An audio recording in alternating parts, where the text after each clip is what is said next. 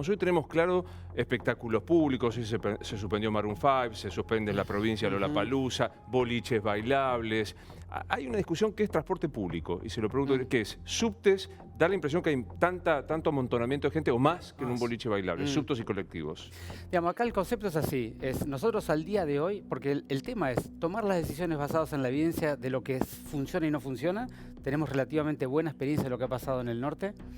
Y segundo es anticiparte a la situación. Entonces, en la combinación de tomar las decisiones basadas en la evidencia y anticiparse, hay un montón de criterios de qué cosas hay que tomar o no. La verdad que me parece que lo más razonable ahora es tomar las decisiones que tienen que ver con aquellas cosas que son contundentes, pero que no se tocan las funciones esenciales de la sociedad. ¿Por qué? Porque no hay circulación viral activa en la sociedad al día de hoy. ¿Qué significa su circulación viral activa? Sí, solamente cerrar lo anterior, pero es una decisión de hoy. Mañana puedo decir una cosa diferente, ¿no es cierto? Circulación, es muy importante esa diferencia, te agradezco la pregunta. Hay como 3 estadios en esta epidemia. Y el primer estadio es un país que está libre del virus, no hay circulación en la Argentina, y hay personas que lo traen en su cuerpo a nuestro territorio. Esas personas podrían contactar a alguien y habérselo pasado. Nosotros lo identificamos precozmente, lo aislamos y evitamos que lo siga pasando en la sociedad. Pero contactó a gente desde que llegó. Esa gente que fue contactada inmediatamente es aislada. Entonces, lo primero que aparece es el caso que viene de afuera. Lo segundo es el que lo contactó y fue aislado. Claro. Esta segunda etapa es muy importante porque hoy aparecieron los primeros casos de este escenario. Yo lo venía diciendo sistemáticamente que iba a aparecer en estos días. Es una etapa que no cambia la realidad porque es una persona que contactó al que vino y como fue aislado, no estuvo desparramando con otros. Es decir, es una cadena que A se lo pasa a B, B no tiene a quién pasárselo porque está aislado. Entiendo. Entonces es el camino muerto del circuito del caso índice que estaba arriba, ¿no es cierto? Entonces hoy tenemos casos índices y tenemos personas que se han contactado y se pueden estar contagiando, pero están aisladas. Si hemos aislado a todo el mundo, cosa que al día de hoy no podemos asegurarlo, porque uno no puede saber a toda gente que contactó y sobre todo a quienes contaminó. Si hemos aislado a todo el mundo, esto terminará aquí, y si no siguen viniendo casos de afuera, esto terminará aquí. Escenario poco probable. Poco probable. Poco probable. Lo más probable es que de afuera sigan trayéndolo por una vía y otra. A pesar de que no hay aviones, hay muchas formas de llegar a la Argentina. Y la segunda realidad es que es posible que de todos los contactos que hubo, nosotros tenemos 200 contactos en la Ciudad de Buenos Aires y no sabemos si fueron 204, 206 o los 200 que tenemos. Claro. No hay manera de saberlo eso.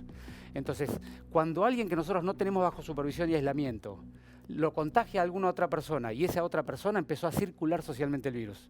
Es decir, está circulando por lugares que nosotros no podemos anticipar. Eso todavía no se dio. Eso no tenemos ninguna evidencia que haya ocurrido. Todavía no se dio. ¿Sentí, Gustavo, que cambió políticamente el gobierno con esto? Sí, a mí me parece que Trump ayer marcó la cancha.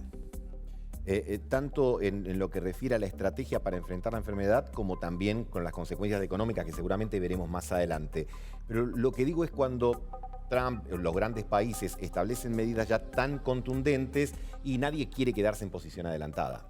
Porque en última instancia es preferible sobreactuar, si hubiese una sobreactuación con los poderosos y con la mayoría, que quedarte en una posición más tímida o menos asertiva y después que te facturen. Entonces creo que lo de ayer, en el aspecto de las medidas anunciadas hoy, y me parece también que va a tener una enorme influencia en el cambio de estrategia del gobierno en temas económicos, con lo cual yo te diría que por motivos de salud y por motivos económicos, este es el fin del principio del gobierno de Alberto Fernández. Bueno, un poco coincidiendo con lo que ayer decía Jorge Asís, que sé que cayó muy mal en algunos sectores. Ayer Asís, por si no lo viste, decía esta atrocidad que es el coronavirus quizás sea providencial políticamente a la hora de empezar que el gobierno se ponga a trabajar, ¿no? Y esto yo sé que cayó muy mal en la Casa Rosada, pero coincidí un poco que esto es como un golpazo no querido, horrible y espantoso para ponerse al frente de la situación, Fernando. Sabes que ayer a la mañana hablaba con un intendente, el conurbano bonaerense, y me decía: a Alberto Fernández le falta brutalidad. Dice, cuando vos pasaste por la intendencia o por una gobernación y llegan los momentos de crisis altísima, necesitas medidas brutales, ¿no? Y lo que marca Trump y lo que marca en general el mundo era eso. Y Alberto Fernández, Ginés González García y algunos otros ministros de gobierno pertenecen a una modalidad política que en principio rechaza la brutalidad de estas medidas en este tipo de tiempo. Eso es lo que terminó pasando, ese es el cambio que me parece que se empieza a registrar y que el tiempo parecido al 2003, 2004, 2005 de la soja a $600 de mayor facilidad, cambia ahora a asumir que es un tiempo mucho más difícil, con mucha más necesidad y con mucha más carencia de la Argentina. Económicamente, desde afuera y desde adentro, es panorama complicado, Martín, ¿no? Sí, a mí me cuesta ver realmente esa visión de que esto puede haber servido para algo. No sirvió para nada, complicó muchísimo un panorama que ya era muy difícil. Argentina venía tratando de encontrar una salida que era un camino de cornisa muy finito, en el cual le iba la vida en reestructurar exitosamente la deuda como condición necesaria. Ahí estábamos por ver. De hecho, estuvo esta famosa frase de Manuel Álvarez Agis que dijo: si todo sale bien, este va a ser un año de mierda. ¿Te acordás? Sí, claro. Bueno, ese era el panorama.